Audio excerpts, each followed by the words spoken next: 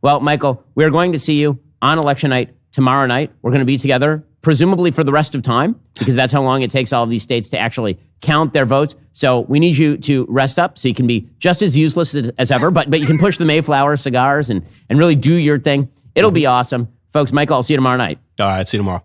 Folks, we are going to be here tomorrow night, which is why you need to check out our trailer for tomorrow night. Here it is. November 5th. The night America's fate is decided. As the final votes are counted and a nation waits for the outcome, join us to break down the live election results as only Ben Shapiro, Matt Walsh, Michael Knowles, Andrew Klavan, and Jeremy Borick can. With special guests appearing live in studio, Dr. Jordan B. Peterson, Dennis Prager, and Spencer Klavan. Daily Wire Election Night 2024. Get real-time results and exclusive insights from the most trusted names in conservative media. This is more than an election. It's history in the making.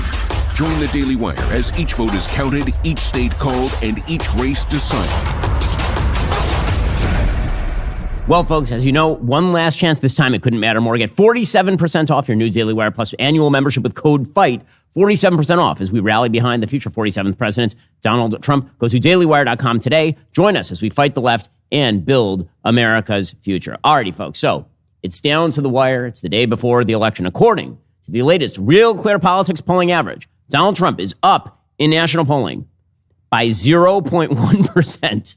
Okay. In Georgia, according to Real Clear Politics, he's leading by 2.3%. In North Carolina by 1.5%. In Pennsylvania by 0.3%. In Arizona by 2.6%. And Nevada by 1%. Meanwhile, according to that same Real Clear Politics polling average, Kamala Harris is leading in Michigan by 0.6% and in Wisconsin by 0.3%.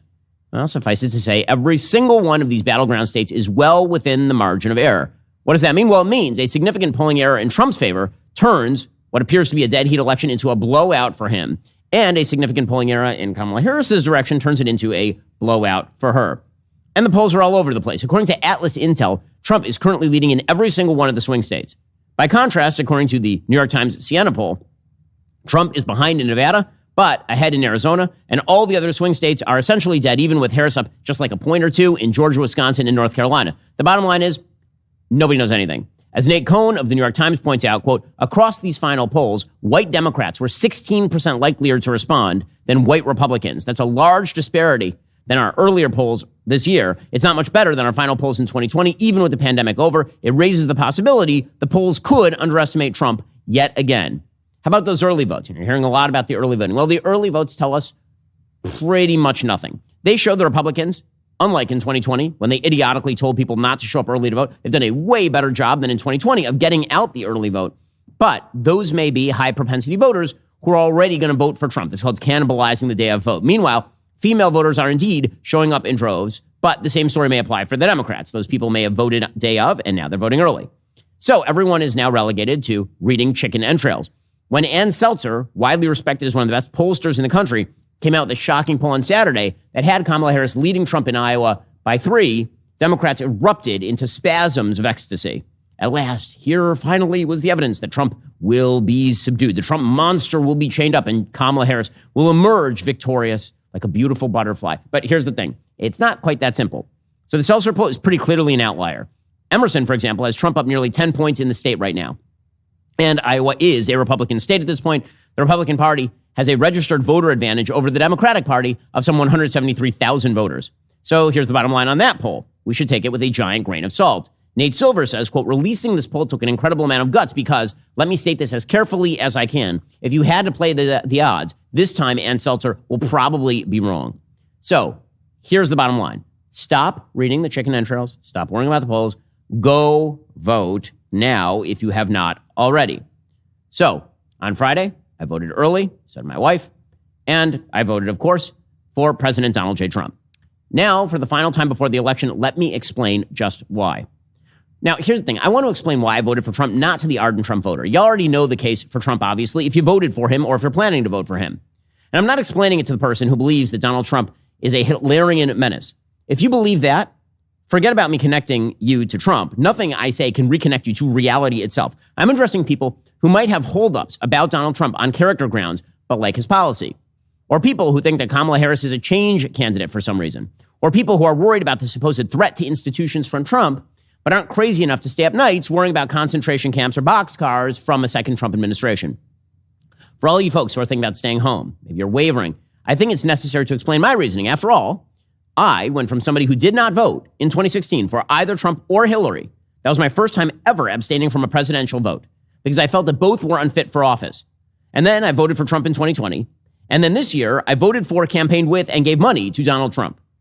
So there are essentially three reasons that I support Donald Trump. The first is Trump himself. The second is Kamala Harris. And the third is the institutions. Now, I'm going to go through them one by one. So let me begin by acknowledging many of the concerns of those of you who are hesitant about Donald Trump on character grounds. As you know from listening to the show consistently, I don't like a lot of the stuff that Donald Trump says. I'm not in love with the wild statements on Truth Social about various controversies of the day. I'm not voting because I care about his hot take on Taylor Swift or Robert Pattinson dating Kristen Stewart or something. I'm not big on the bull bleepery that Trump often bandies about with regard to topics large and small. So, for example, I think the evidence is skimpy. There's widespread pet barbecuing in Springfield. But here's the thing about Trump. Underlying a lot of the BSery is truth. This is just how Trump talks. He speaks in superlatives. He exaggerates for effect. He tells stories he's half heard, and then he repeats them in inflated fashion. That's what he does. That's why taking him totally literally is silly. But he's generally correct on the central point. So, for example, whether or not there's widespread eating of the pets in Springfield, illegal immigration is out of control, and it is changing small towns. The regulatory and tax regime of the Biden-Harris regime has generated historic inflation and burdened America with a future of economic stagnation. Joe Biden and Kamala Harris are unprecedentedly cowardly and weak on foreign policy. Here's the biggest thing. I'm not voting for Donald Trump because I need some sort of moral exemplar. I am not a child. I'm an adult human voter. I have plenty of people in my life I use as moral guides and sounding boards. I've got my parents. I've got members of my community. I've got great philosophers and thinkers I talk to regularly. To me, politicians aren't gods. They're not great leaders, at least not very often. They're plumbers. The question is whether they will fix the toilet. Donald Trump fixes the toilet. Kamala Harris throws a cherry bomb in it. We don't have to speculate about this. We know it's true because Trump has already been president. And he was a hell of a lot better than Kamala Harris has been as vice president. So let's talk policy. Let's begin with general governing worldview. Donald Trump believes that America's founding principles are great. When he says make America great again, that's what he means. He means America's founding principles, we should restore them. He doesn't believe that America was built on racism and sexism and bigotry and homophobia and all the rest of that litany. He believes America is a land of opportunity for everyone and should be. He doesn't identify winning with exploitation or losing with victimhood. He doesn't believe in the morally idiotic oppressor-oppressed matrix, by which we can determine solely based on someone's failure whether society has been mean to them. This, by the way, is actually the great battle of our time, because as we will discuss, Kamala Harris is an ardent devotee of wokeness, the belief that those who fail are oppressed and those who succeed in America are oppressors. That worldview means incentivizing failure and punishing success in every area of human life. I've called it the morality of scavenging before, and that's what it is. So what does that mean? Well, it means that Donald Trump generally believes in economic meritocracy. Now, if there's one thing you know about Donald Trump, the dude loves winning. He's all about winning. We know it, right? Like it or hate it, that is his gauge of success in every endeavor of human achievement. What that means is that generally he values merit. So, for example, he wants an economy where innovators and entrepreneurs like Elon Musk are given the freedom and incentive to take us to Mars.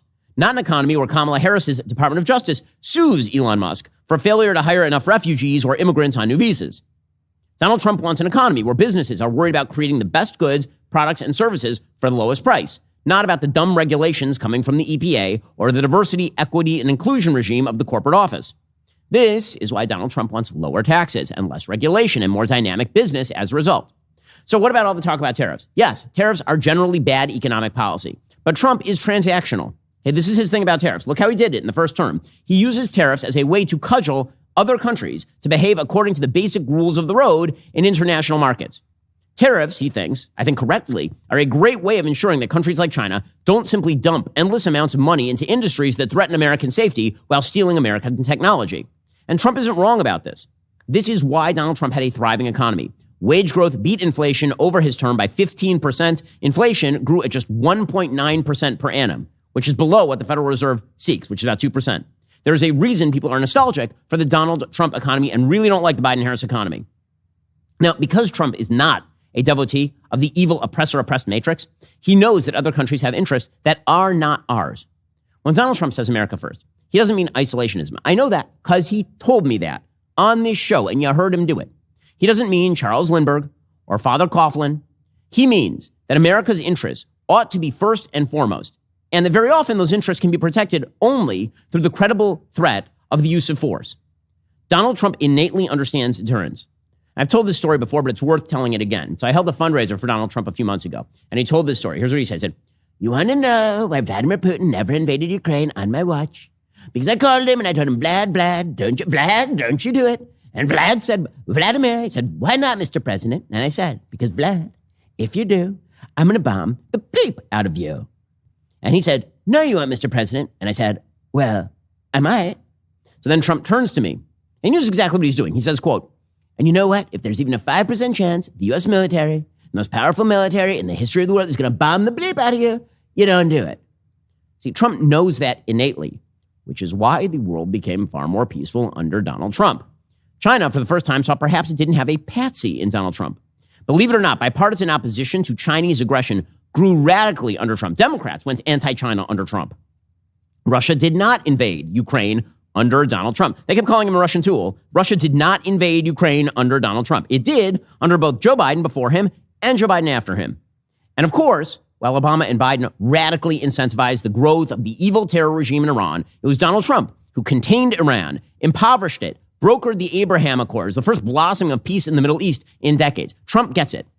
Okay, so that's the positive case for Trump. That's why I'm voting for Trump. Now, the case against Kamala, why I'm voting against Kamala Harris. So here's the thing. Kamala Harris, it's hard to demonize her because she's not important. She's not an important figure in and of herself. She's been an empty vessel literally her entire political career. She's actually not good at the game. I know people try to portray her as good at the game. She's great about, no, she isn't. She couldn't speak straight to the point if her life depended on it. She spews a ghastly word vomit that would put the fat kid from Stand By Me pie eating contest to shame. She vacillates wildly between insane leftism, like when she ran for president in 2020, to faux hawkish, tough on crime prosecutor. That's what she's been trying to do in this campaign. And none of it washes. It's all totally fake. She's insincere. She's charmless. She's terrifically inauthentic. She's the polar express of political candidates. She inhabits the uncanny valley full time. She bought a full-scale vacation home there and she lives in the uncanny valley. She's surrounded herself with other residents of the island of misfit, cloying, and uber-irritating tools. Doug Emhoff, her allegedly nanny impregnating, religious Jew impersonating, allegedly ex-girlfriend slapping husband. Tim Walz, pretend Ultraman, who pretends to be a gun fanatic but can't load one, who play acts of being a football coach but can't even use football terminology properly, and all the rest of this ridiculous crew. And, of course, Kamala Harris would not be there if she weren't just a tool of the Democratic machine. She was put in place in 2020 by Barack Obama and the rest of the Democratic upper echelon, who decided that Joe needed a woman of color on the ticket. Then, after she failed dramatically as vice president, most unpopular VP in modern American history, she failed at every job she was given. Then she was jabbed into the presidential nomination by the same machine, which suddenly realized that Joe Biden's brain had died some years before. Kamala Harris is not Joy. She's not Brat. She's an empty pantsuit, and she always was. Always. Dating all the way back to Willie Brown. But that doesn't mean she isn't dangerous, because, like Joe Biden, she's actually just an inept weather vane for the Democratic Party as a whole. And that party has embraced the failure and radicalism of its most insane members.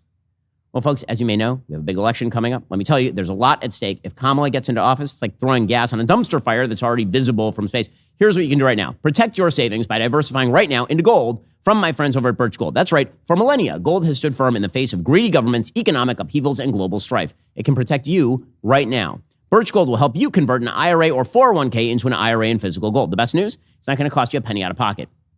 Think about this for a second. In the past 4 years, while the buying power of the U.S. dollar has been declining faster than CNN's ratings, the price of gold has increased 40%. Is that a coinky-dink? Nay. So here's what you need to do. Text Ben to 989898. You'll get your free info kit on gold, and then you can diversify. As the exclusive gold partner of the Daily Wire for the past 8 years, you can trust Birch Gold as I do to protect your savings. Do not wait for the election results to start thinking about your financial future. Text Ben to the number 989898 for your free info kit today. That's Ben to the number 989898. Again, we've been working with the folks over at Birch Gold for a really long time. Give them a call. Ask them all your questions. And then when you feel secure, invest. Text Ben to the number 989898 and get in touch with Birch Gold today. Also, Sunday, November 10th, big moment. It's the epic return of Yellowstone. It's only available on Paramount Network. The wait is over, folks. The television phenomenon is back, and everything is at stake. With the Duttons' darkest secrets on the verge of being exposed, and as threats mount on all fronts, what will become of the Dutton family? Can they save the Yellowstone Ranch and their way of life? How far will Beth and Rip go to protect the family legacy? And who's going to the train station?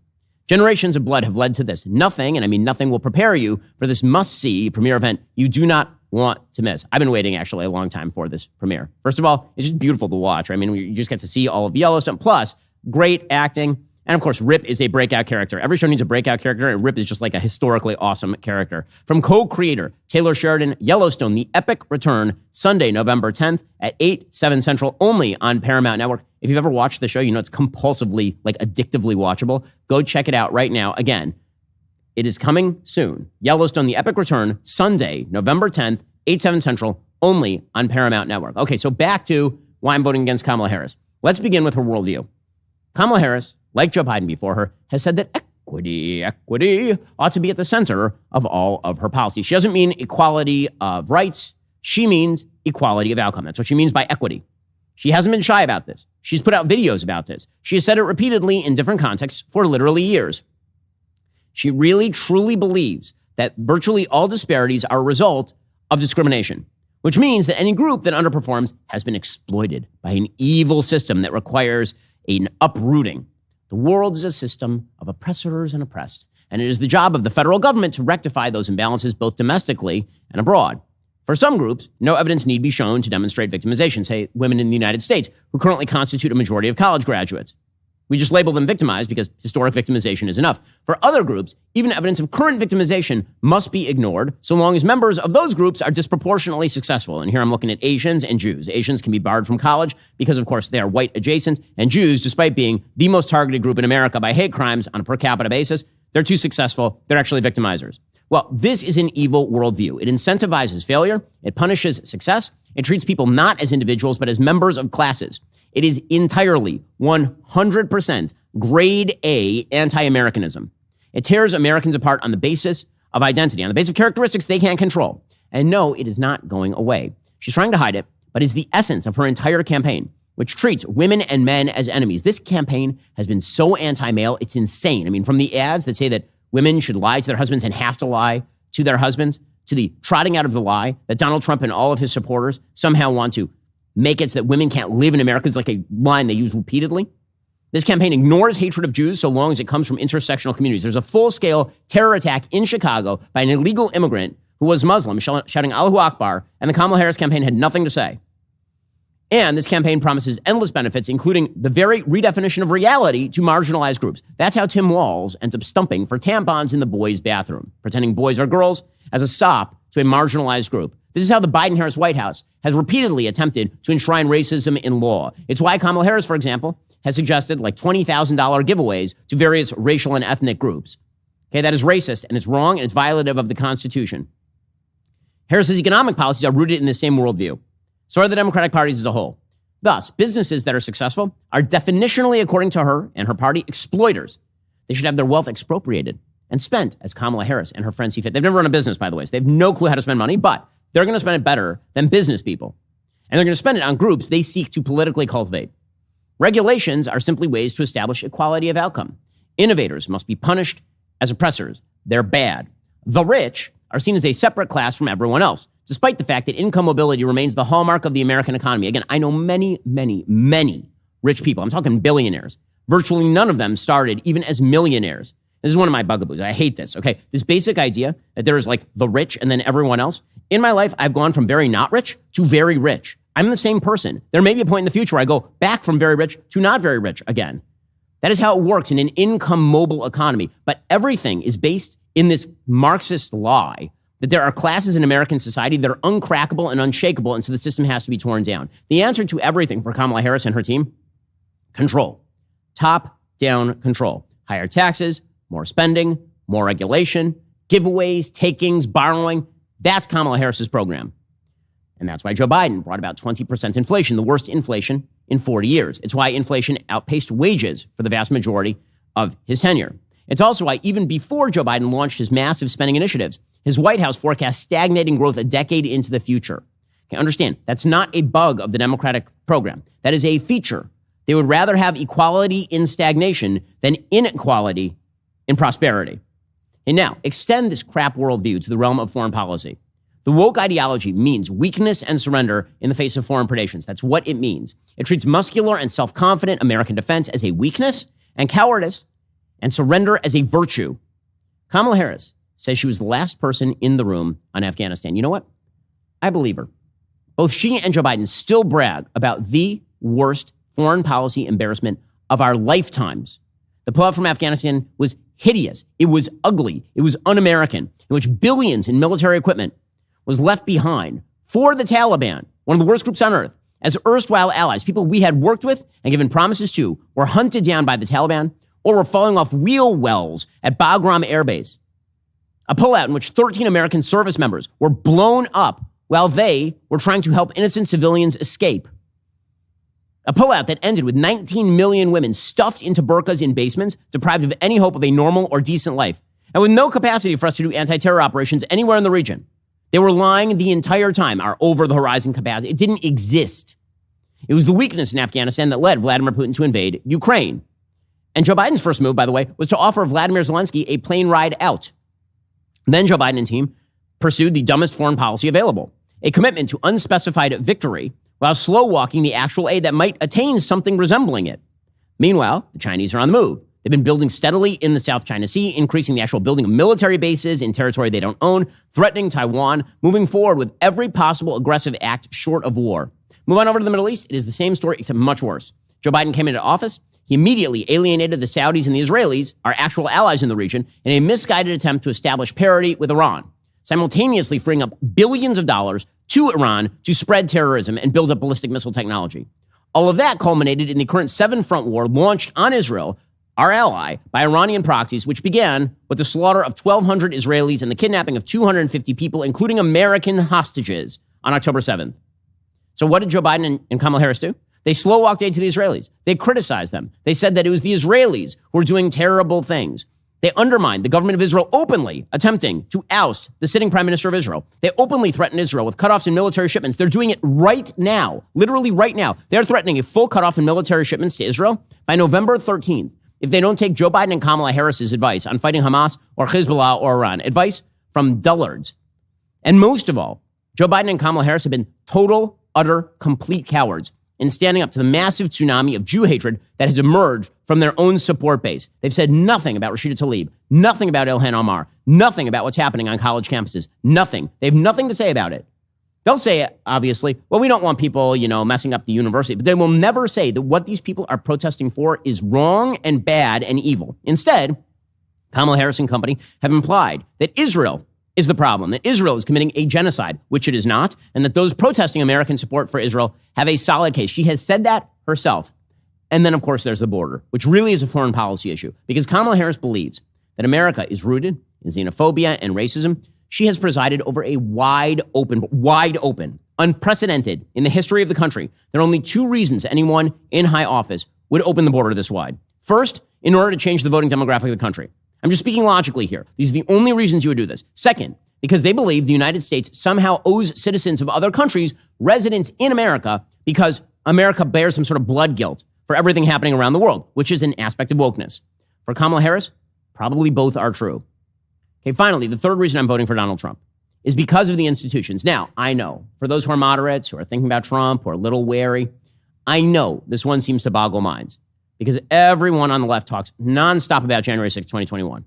I get it. Thanks to Donald Trump's legal and public relations maneuvering between November 2020 and January 6, 2021, this is where the left has made their hay.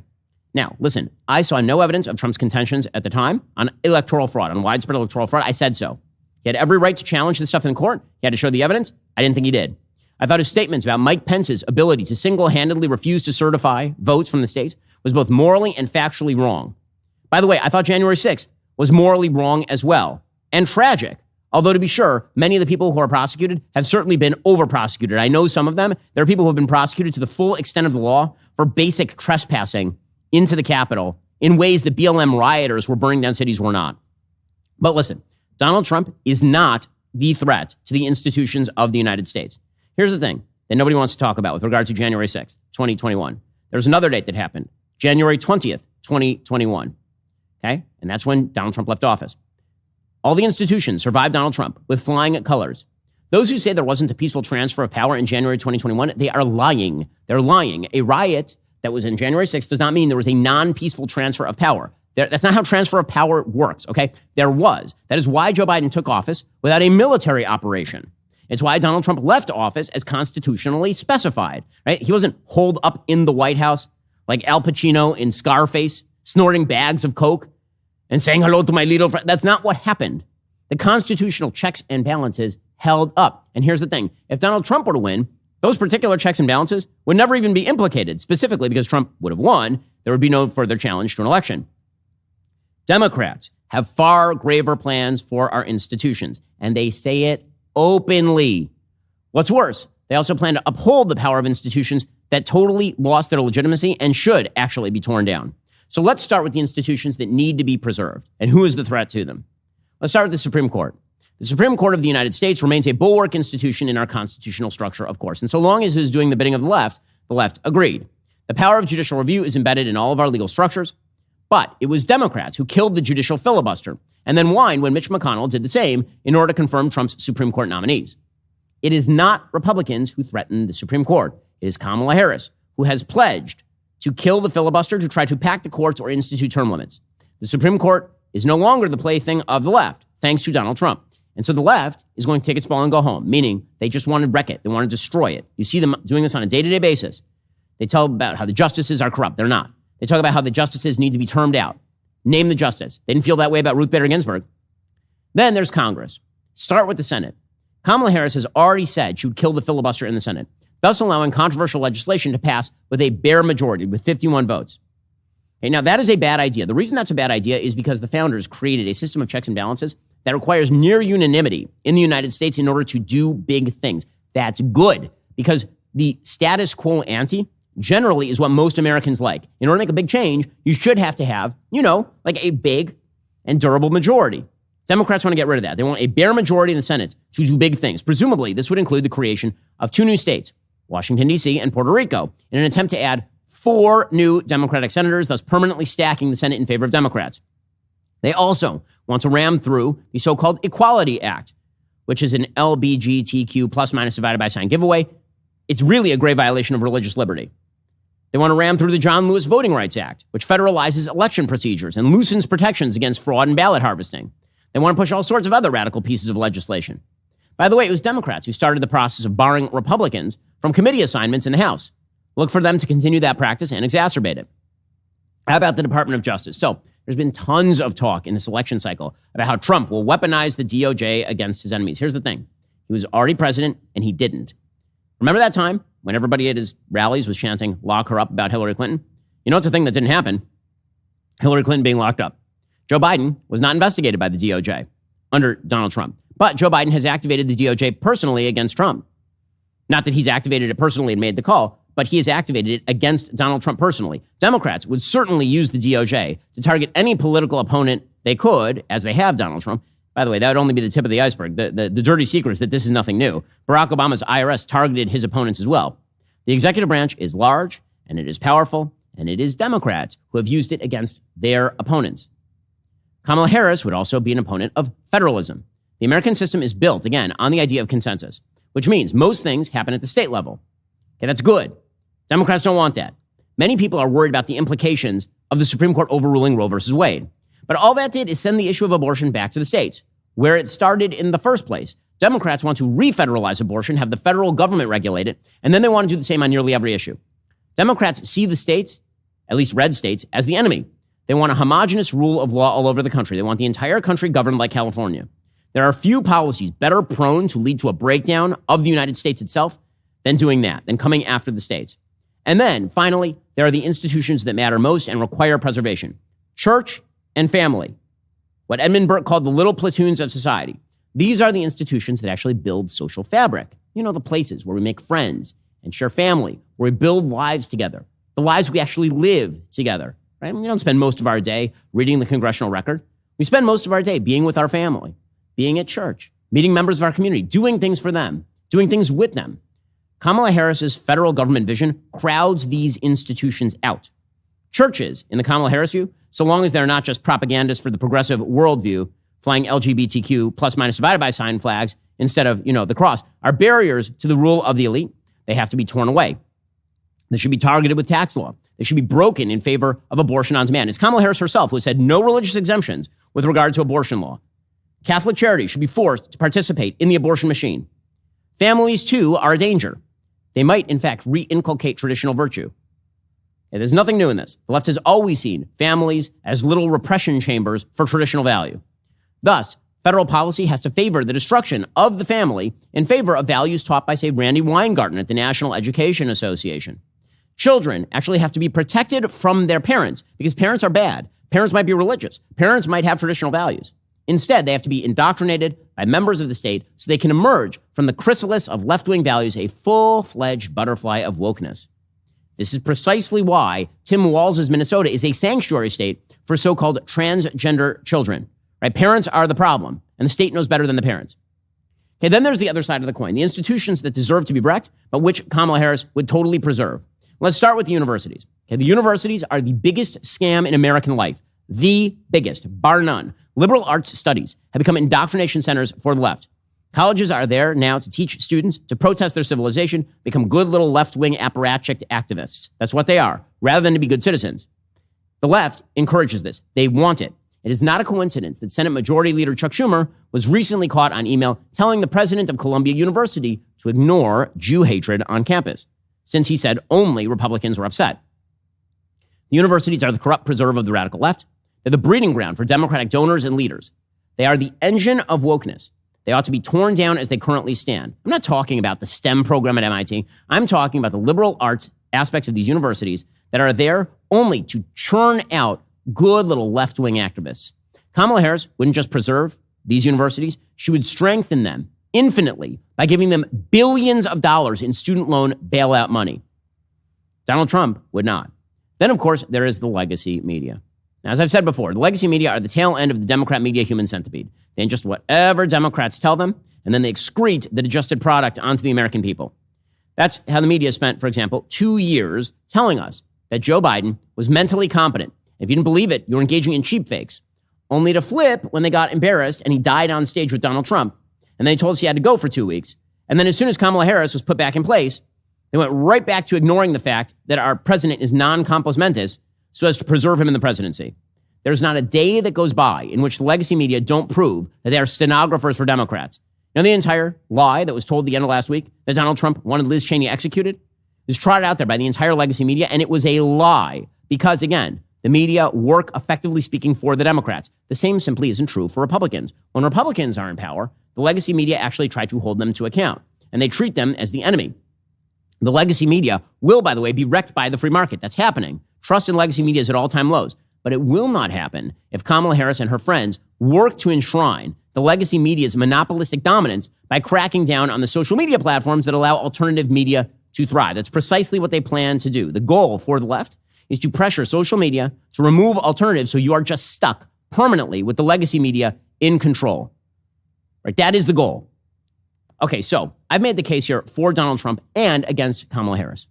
There are good reasons to vote for Trump other than disliking Harris. I've made that clear. I gave you independent reasons why I would vote for Trump, even against another Democrat. But here is the funny thing about this particular election. Almost no one thinks the opposite. Most Democrats believe that voting for Kamala is worthwhile, not because they can actually make an affirmative case for Kamala Harris.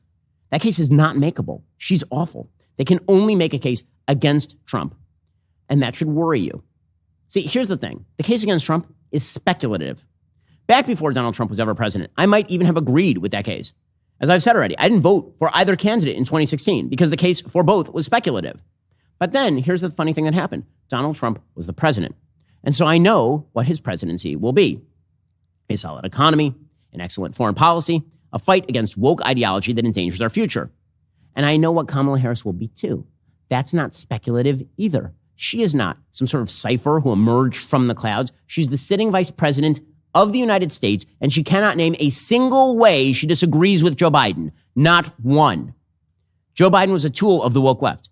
He presided over economic stagnation, foreign policy collapse, the continued fraying of our social compact, she would do precisely the same thing. And that's why you should ignore all the alarmists. If you're on the fence, you should ignore all the alarmism on all sides. There's no mystery to this election. We know what Trump 2 would look like. Trump 1. And we know what Kamala Harris would look like. Biden 2. That's the call. That's the whole thing. Ain't no more. That's the whole thing. So here's the thing. Again, you don't have to love Donald Trump. You don't even have to like Donald Trump. You don't have to like what he says. You don't have to like the Truth Social. You don't have to like all the weird stuff that he does. But you do need someone to fix the problems that plague the country, not make them worse, not exacerbate them, not set the country on fire. The person who's going to fix those problems is Donald Trump. That's why on Friday, I voted for him. All right, folks, in a second, we'll get to the actual news of the day, the closing stretcher. I've done shows from all kinds of offices over the years. Radio studios, university lecture halls, conference centers, the list goes on and on. Here is the thing. While there are many different types of offices out there, one thing is for certain. Choosing the right candidate for any office, gigantic responsibility. If you're hiring and you want to find the best candidates for your office, you need ZipRecruiter. Right now, you can try it for free at ZipRecruiter.com/dailywire. ZipRecruiter is the hiring site employers prefer the most based on G2 ratings. The moment you post your job, their smart technology immediately starts showing it to qualified candidates. No wasteful bureaucracy, no endless waiting, just powerful matching technology that finds you top talent fast so you don't waste your time or your money. You can even invite the best candidates to apply directly because in business, unlike in government, efficiency actually matters. Remember, if you want to find the right candidates for your office, you need ZipRecruiter. See why 4 out of 5 employers who post on ZipRecruiter get a quality candidate within the very first day. Just head on over to this exclusive web address right now. Try ZipRecruiter for free. ZipRecruiter.com/dailywire. Again, that's ZipRecruiter.com/dailywire. How do I know it works? Because that's how we got like a bunch of our employees. The people who are making this show work right now. We got them through ZipRecruiter. Go check them out right now. ZipRecruiter.com/dailywire to try it for free. ZipRecruiter, the smartest way to hire. Also, let's talk about something that affects all of us who are responsible and hardworking, taxes. So here's the thing. That October 15th deadline, it passed. Are you prepared for what comes next? Well, here's the thing. You owe back taxes still? Are your tax returns still unfiled? Did you miss that deadline to file for the extension? Now that October 15th is behind us, the IRS, in all of their glory, may be ramping up enforcement. Let me tell you, they do not play around. You could face wage garnishments, frozen bank accounts, even property seizures if you haven't taken action yet. But here's the good news. There is still hope. Tax Network USA has been in the game for years. They know exactly how to navigate the complex world of tax law. They've helped taxpayers save over $1 billion in tax debt. They filed over 10,000 tax returns. That's billion with a B, folks. They specialize in helping hardworking Americans like you reduce their tax burden. So do not let the IRS catch you off guard and get ahead of this now with Tax Network USA. Their team of professionals works tirelessly to protect your assets and find the best solution for your unique situation. Here's what you need to do right now. For a complimentary consultation, call today, 1-800-958-1000, or visit their website at tnusa.com/Shapiro. That's 1-800-958-1000, or visit tnusa.com/Shapiro today. Do not let the IRS take advantage of you. Get the help you need with Tax Network USA. Alrighty, so let's go to the closing stretch of this campaign. So we are now 24 hours away from just being a few hours away from knowing who won the election. Maybe, kind of. It's going to be a slow process. I mean, just your forecast for tomorrow night. So we are broadcasting tomorrow night. That is your reminder, which is why you should head on over to dailywire.com/subscribe. Pick up a subscription right now. Get 47% off that annual subscription with promo code FIGHT. Go check it out right now. But, okay, we are now in the closing stretch. And Kamala has a couple of closing arguments, and they're both fake. So Kamala closing argument, number one, she's still trying to do the brat routine. Now, as we discussed, Kamala Harris is a total empty suit. Ain't nobody excited about Kamala Harris. Seriously, I know tons of Democrats. None of them are like, oh my God, she is so fetch. She is so brat. I'm still feeling the joy. Listen, you know what that joy was? That joy was the glee that you got away with murdering the current president of the United States politically. That is the joy that you felt. That moment of just ecstasy that you felt when you realized that Joe Biden was not going to be the nominee. It was not about Kamala Harris. It was about not Joe Biden. That's what that was. But she's still trying to do it. She's still trying to make fetch happen. So on Saturday night, she did a surprise cold open in violation of FCC regulations, actually, on Saturday Night Live. And it was, predictably, not good. Not good at all. So here she was doing the routine on Saturday Night. She is so bad at God, she's bad at this. She's so bad at this. Wow, well, this is it. The last campaign stop in Pennsylvania. Gosh, I wish I could talk to someone who's been in my shoes, you know? A black South Asian woman running for president, preferably from the Bay Area.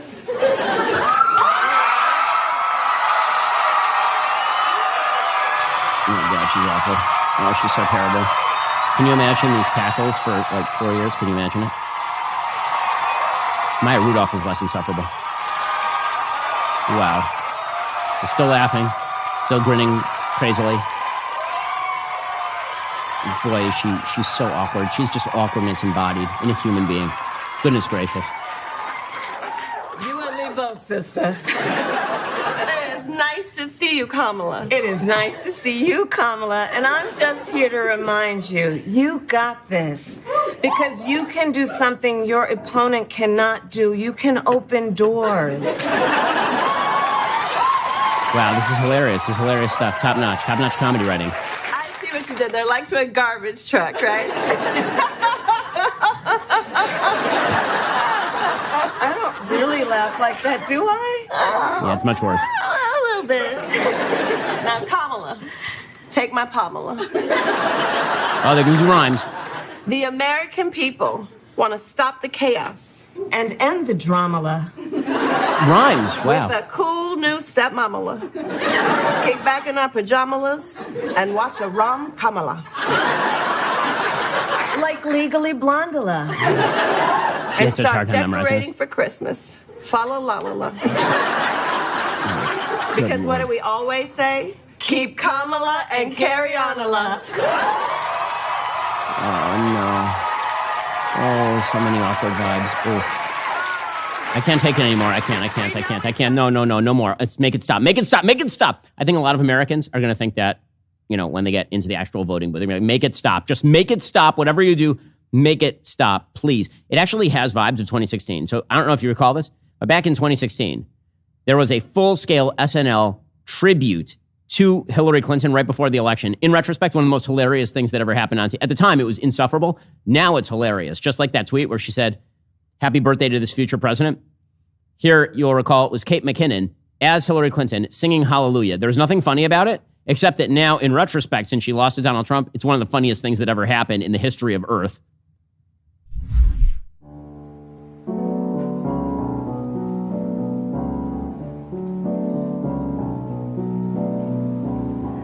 Heard there was a secret chord that David played and it Lord. pleased the Lord, but you don't really care for music, do you?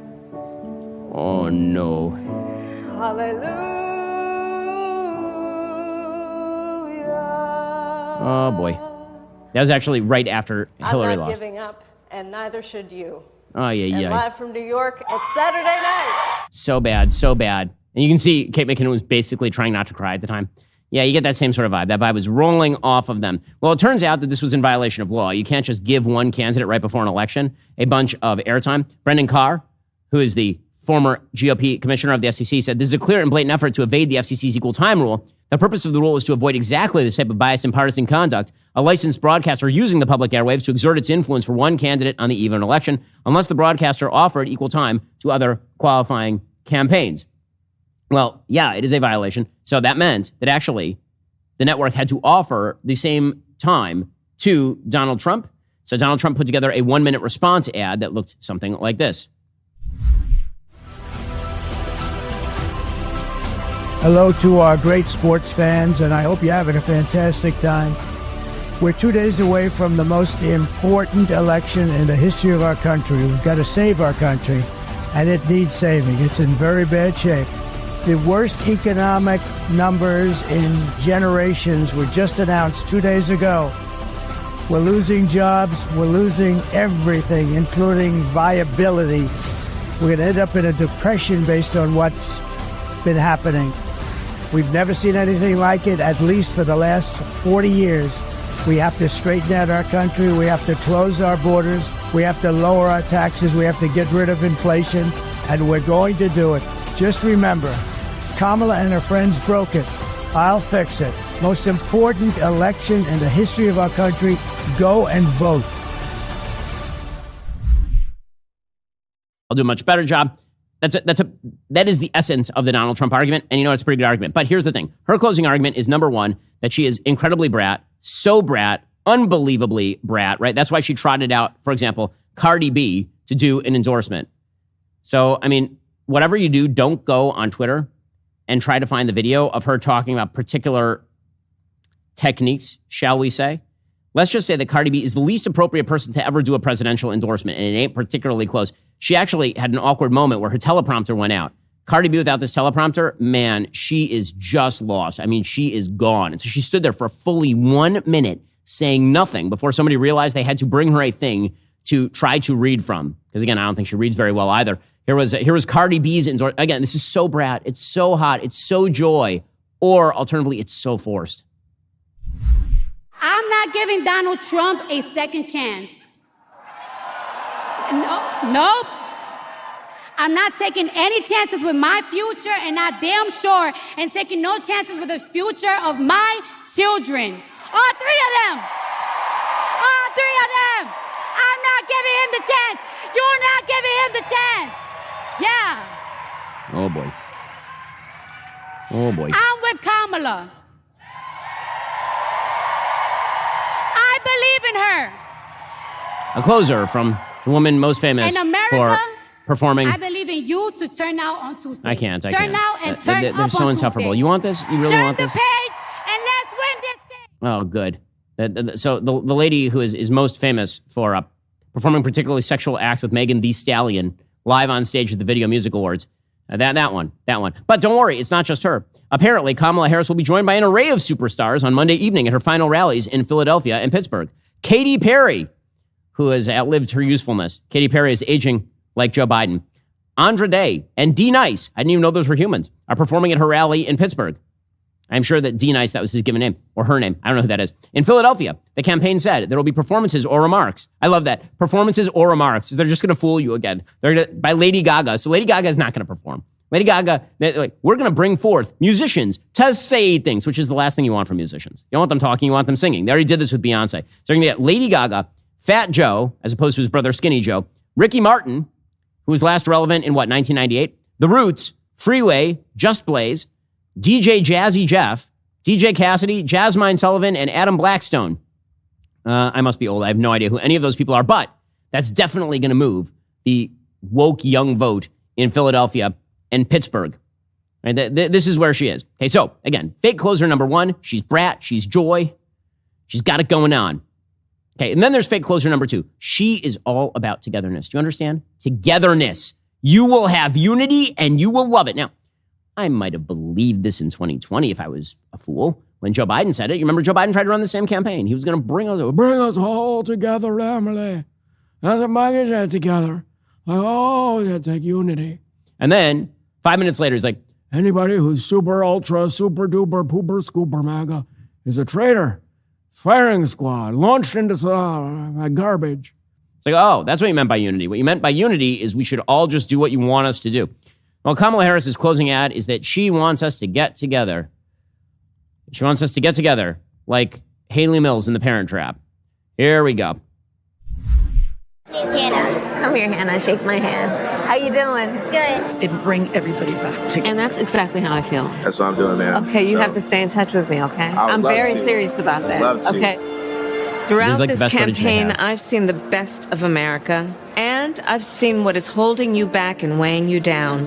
High costs, fundamental rights taken away, and politics that have driven fear and division.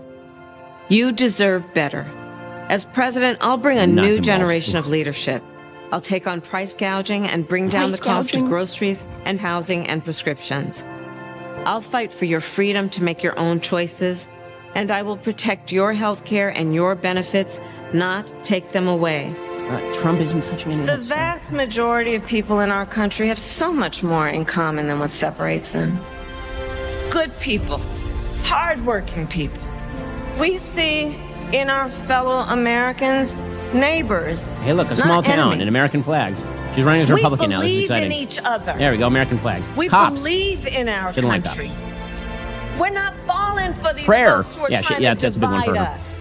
Okay, I can't. Together. Again, when I keep saying I can't about Kamala, there is no way to believe her because she's a liar. She's like, go check out our 4-part series, Scamala, if you don't believe it. She is a liar.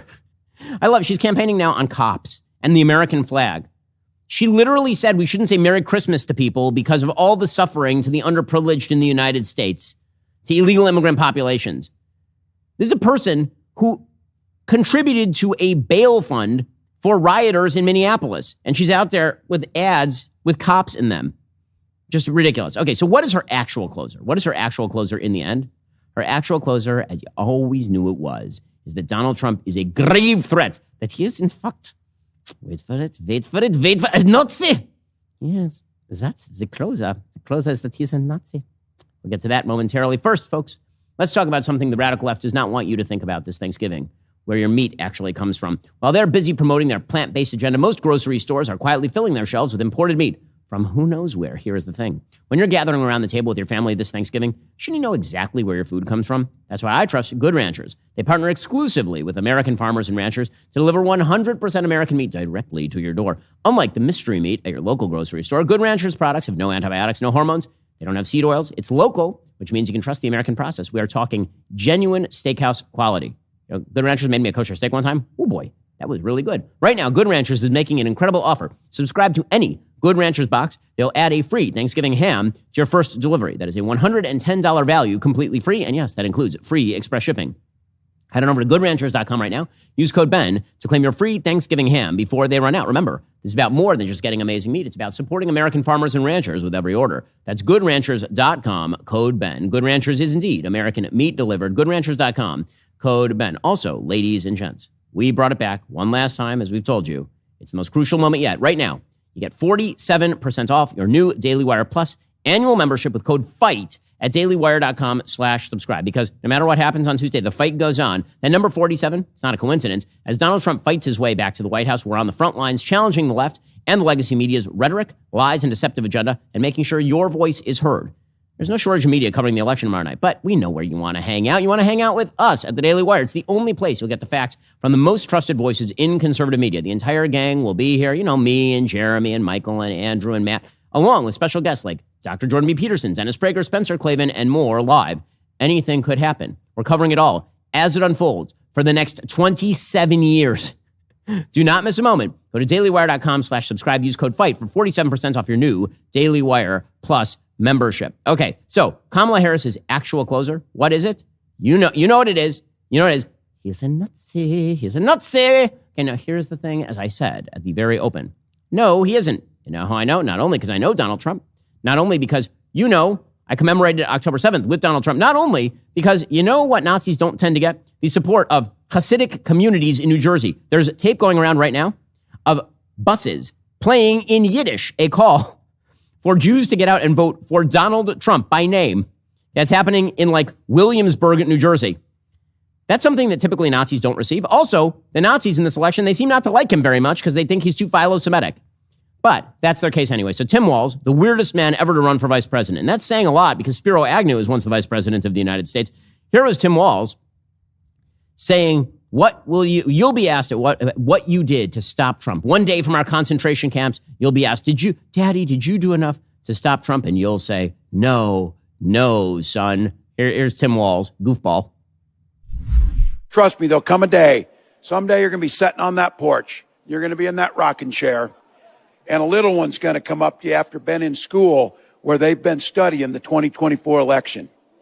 And they're going to ask, when everything was on the line and the American experiment was on the line and there was somebody running who asked to be a dictator and to overturn the Constitution and talk about using the military against our own people, what did you do to stop that from happening? And you're going to be able to say every damn thing we could.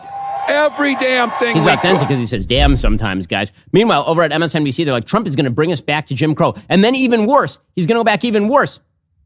So Ayanna Pressley, who's the Ringo star of the Squad, the member that nobody cares about or notices, but she's there. So she says that Trump is going to bring us back to Jim Crow. Now, here's the thing. I've heard this argument before because they said it about Mitt Romney and John McCain. And you know what happened? Donald Trump was already president. You know what didn't happen? Jim Crow. I still think it's hilarious that Democrats have been allowed to get away with the lie that Georgia's election law was Jim Crow 2.0. You want to talk about a lie like a stupid lie? That is a stupid lie. The early voting for black voters in Georgia, very high. It turns out black voters have been able to come out to the polls very easily in Georgia. Doesn't matter. They can lie as much as they want. They're Democrats. Here's Ayanna Pressley. Donald Trump and J.D. Vance, they mean to take us back to Jim Crow and then some. They want to control our wombs. They want to control the classrooms. They want to control our bedrooms. They mean to control every aspect of our lives. They mean harm to every person that calls this country home. They mean harm to everyone who calls the country home. Everyone. They're going to come into your bed. Wow. Wow, that's probably true. Or alternatively, these people are totally crazy. Meanwhile, Democrats are still trying to appeal to male voters because there is a gender gap for the Democrats, a very wide gender gap. And so they have deployed uber male Doug Emhoff. Yes, everyone's favorite, Doug Emhoff. Yay. Remember that guy? He pretends to be both a man and a Jew. Anyway, Doug Emhoff, here he is explaining that he knows young men who are voting for Kamala. Not many, for sure.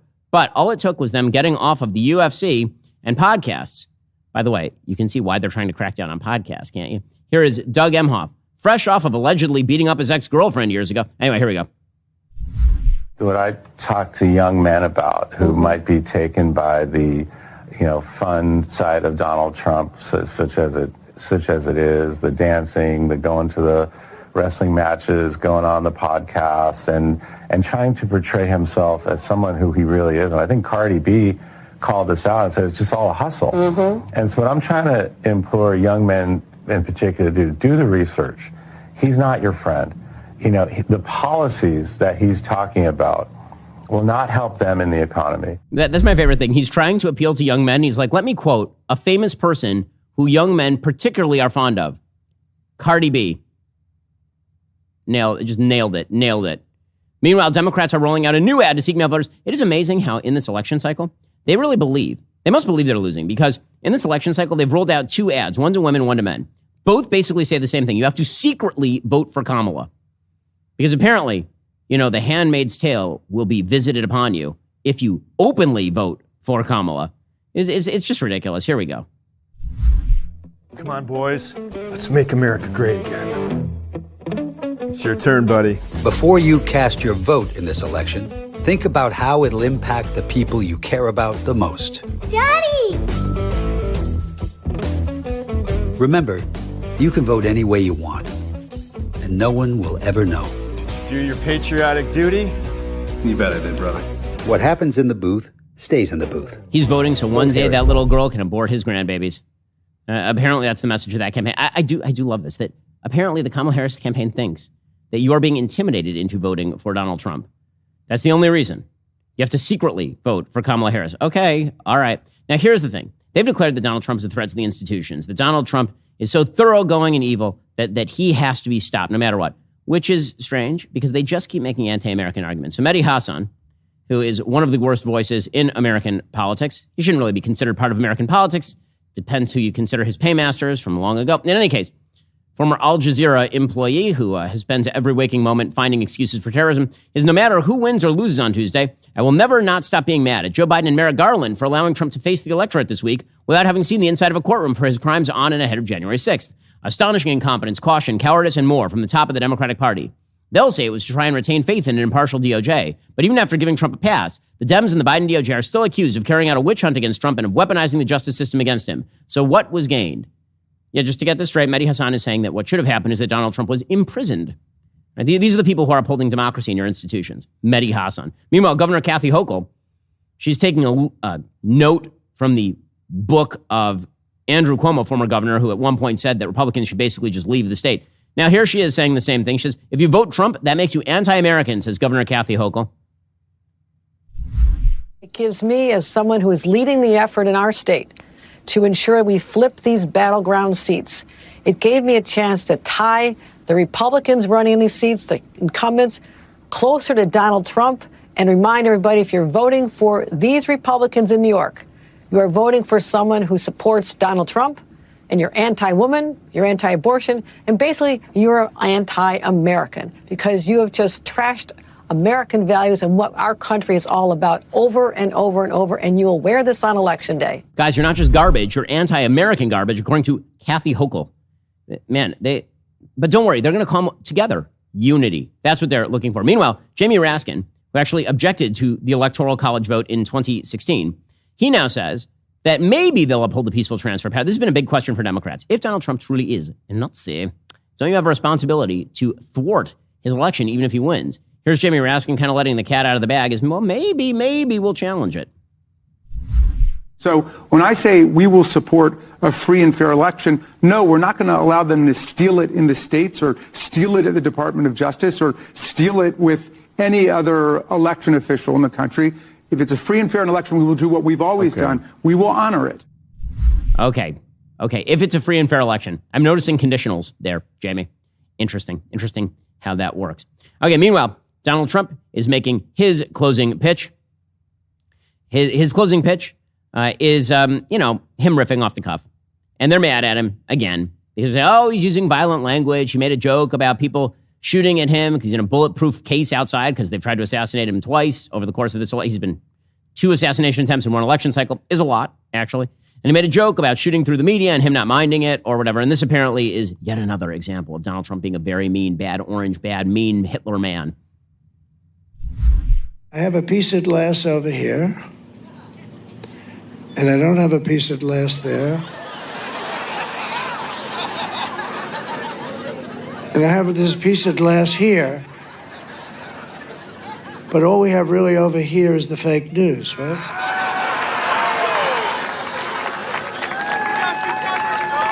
And to get me, somebody would have to shoot through the fake news. And I don't mind that so much, because I don't mind. Hey, not my favorite Donald Trump joke. Also, does anyone think that Trump is calling for the execution of members of the media? That's what they're going with. Meanwhile, Joe Biden is out there still saying that he wants to, for some reason, smack Trump's guys in the ass, which I don't know what's happening here.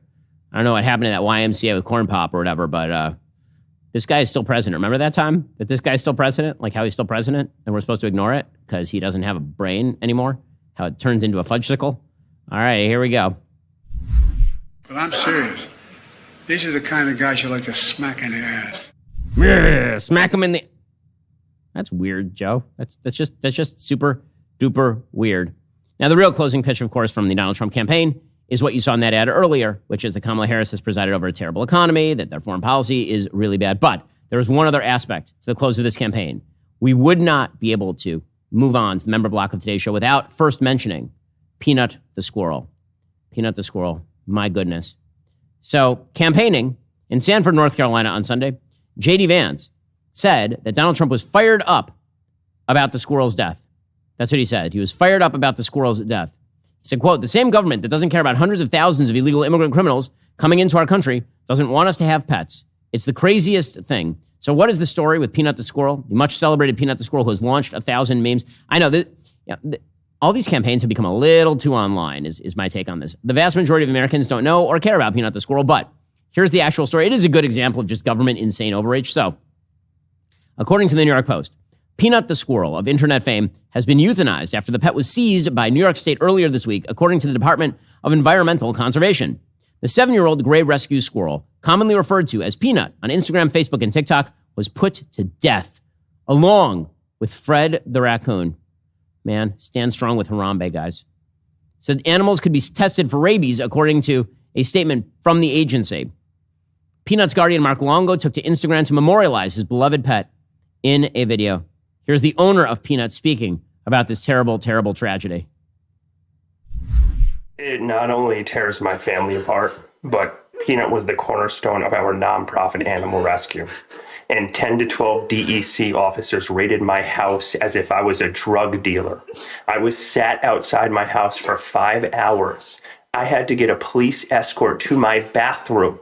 I wasn't even allowed to feed my rescue horses breakfast or lunch. I was sat there like a criminal after they interrogated my wife to check out her immigration status, then proceeded to ask me if I had cameras in my house, then proceeded to go through every cabinet, nook, and cranny of my house for a squirrel and a raccoon. 4 departments and a judge signed off on a search warrant for a squirrel and a raccoon.